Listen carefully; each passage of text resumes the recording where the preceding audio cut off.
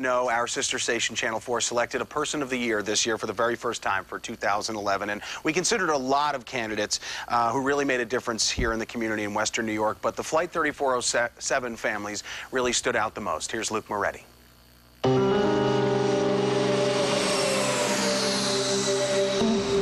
It's the worst nightmare any family could have. And all along in your heart, you feel this was preventable. Amid their grief and unimaginable heartbreak came a sense of purpose. And changes will be made. Almost immediately, the families of Flight 3407 started mobilizing. They knew it would not be easy, but that did not stop them. Washington's a very tough place, and the bureaucracy beats you down and beats you down until you give up. And the challenge is not to give up. It would take a citizens' army to effect real change. And in the closing days of 2011, nearly 3 years after the crash, there would finally be some light emerging from the darkness. We really have addressed the major issues that the family asked us to address, and concerns that people have had for 25 years that have worked on this rule. In terms of pilot fatigue, the world will be a different, better, and safer place, and it wouldn't have happened without the families. All right, we've got Luke Moretti here. Great story. And what's it like? Talk about the family's accomplishments. It's a 2-year period of time. Well, when you think about this, Joe, for decades, people had tried to effect change at the Washington level. More specifically, the Federal Aviation Administration. Every time there's a major crash that happens in the United States, the National Transportation Safety Board will investigate, and they will send field investigators to the scene. They'll look at the cockpit data recorder, the information that they're able to glean from that. And then from that investigation, essentially, talk about, what maybe the chief cause was, because in a lot of these crashes, it's never just one thing. It's always a couple of different things. Yeah. And then they'll come out with what they call safety recommendations, and the NTSB had been doing that for years. And one of the big criticism against the FAA was that the FAA never really acted on any of those safety recommendations.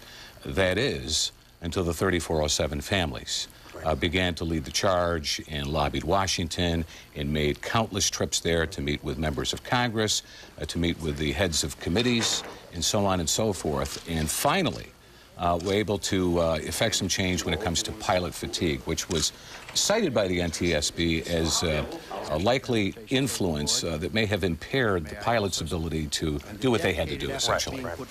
We were all there from the very beginning covering that story. Yes. 24 hours. Yes.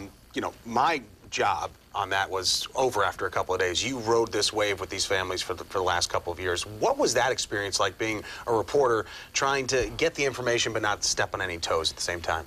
It's a very fine line that you have to balance. Incredible people with a lot of intestinal fortitude. Can you imagine losing a loved one to something like this, and then try to obviously work through the grieving process? So you're working through the grieving process, and at the same time, you're beginning to think, well, we ought to do something about this, and then get together and try to tackle this huge bureaucracy in Washington. These are incredible people, and my hat's off to them. I got to know a lot of them over the years. And, sometimes, you have to step back and look at it, because we are reporters, and, we have to, play it down the middle, obviously, and just, stick to the facts. But sometimes you can't help but, especially in the early days of this tragedy, to feel something as you watched, these loved ones grieving. Absolutely. We've had a couple of the family members in the station here at times and given them a big hug when we see them, and because you build that relationship. We have about 20 seconds.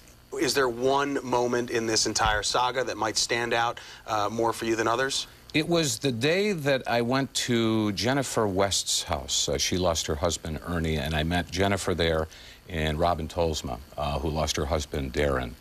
And they were waiting to get the personal effects of their husbands delivered after the whole cleanup process and so forth. And they were looking for whatever they could get, whatever was salvaged, like pieces of a wallet, pieces of pictures and things like that. To me, that was the most profound moment out of all of this. Yeah, and to be there to for watch them yeah. opening boxes and looking for perhaps a piece of jewelry, a ring, piece of a wallet, pictures in the wallet, those sorts of things. I mean, those are the things that, you know, want to be able to hold on to that. Those are the kinds of memories that they want to keep going forward. All right, well, they definitely deserve to be the person of the year for no question about it. Well deserved, because not only did they have this tragedy, but you think about what they've accomplished, what they've been able to do that others before them have not been able to do. That's the one thing we should all focus on, their accomplishment. It's a for sure. It's a big deal. All right, Luke Moretti, thanks so much for coming in. Thank you. Appreciate it.